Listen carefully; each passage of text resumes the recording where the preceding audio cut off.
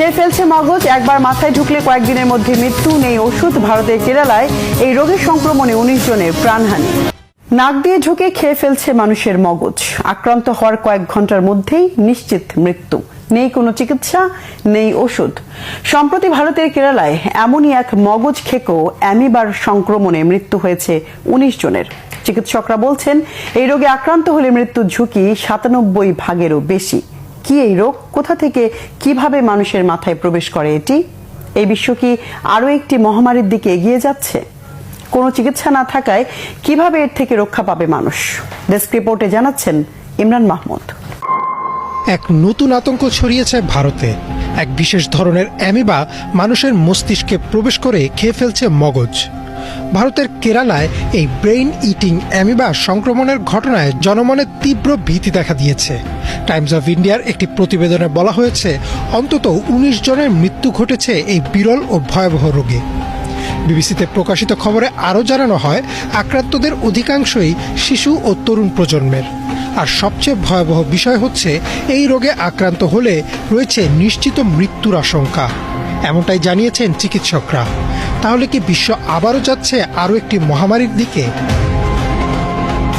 রোগটির বৈজ্ঞানিক নাম প্রাইমারি অ্যামিবিক মেনিনগোএনসেফালাইটিস বা PAM। এটি মূলত এক বিশেষ ধরনের অণুজীব অ্যামিবার মাধ্যমে ছড়ায়। সাধারণত উষ্ণ ও দূষিত পানিতে এদের বসবাস। এনডিটিভির এক প্রতিবেদনে বলা হয়েছে এই অণুজীব শরীরে প্রবেশ করে নাকের মাধ্যমে এবং সরাসরি চলে যায় মস্তিষ্কে। একবার মস্তিষ্কে প্রবেশ করলে সেটি ধীরে ধীরে মস্তিষ্ক নষ্ট করতে থাকে। চিকিৎসকরা বলছেন এ কারণেই একে ব্রেইন ইটিং অ্যামিবা বলা হয়।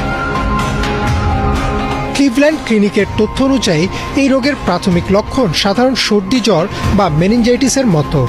মাথা ব্যথা, জ্বর, বমি, চোখে ঝাপসা দেখা, ঘাড় শক্ত হয়ে যাওয়া, খিঁচুনি এবং পরবর্তী ধাপে হ্যালোসিনেশন ও কোমায় চলে যাওয়ার মতো উপসর্গ দেখা দেয়। একবার সংক্রমণ শুরু হলে মাত্র কয়েক দিনের মধ্যেই রোগীকে মৃত্যুর দিকে ঠেলে দেয় এই অণুজীব। এই রোগে আক্রান্ত হলে মৃত্যুহার প্রায় 97%-এরও বেশি। এখন পর্যন্ত নির্দিষ্ট কোনো ওষুধ বা চিকিৎসা আবিষ্কার হয়নি যা নিশ্চিতভাবে রোগীকে বাঁচাতে পারে। কিছু ক্ষেত্রে অ্যান্টিফাঙ্গাল ওষুধ এবং নতুন ধরনের পরীক্ষামূলক চিকিৎসা প্রয়োগ করা হলেও ফলাফল আশানুরূপ নয়।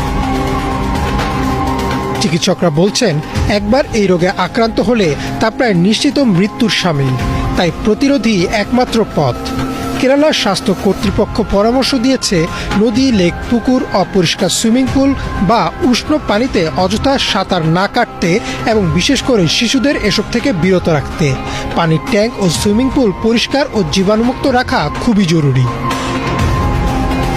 এখন প্রশ্ন উঠেছে এটি কি পরবর্তী বৈশ্বিক মহামারী হয়ে উঠতে পারে?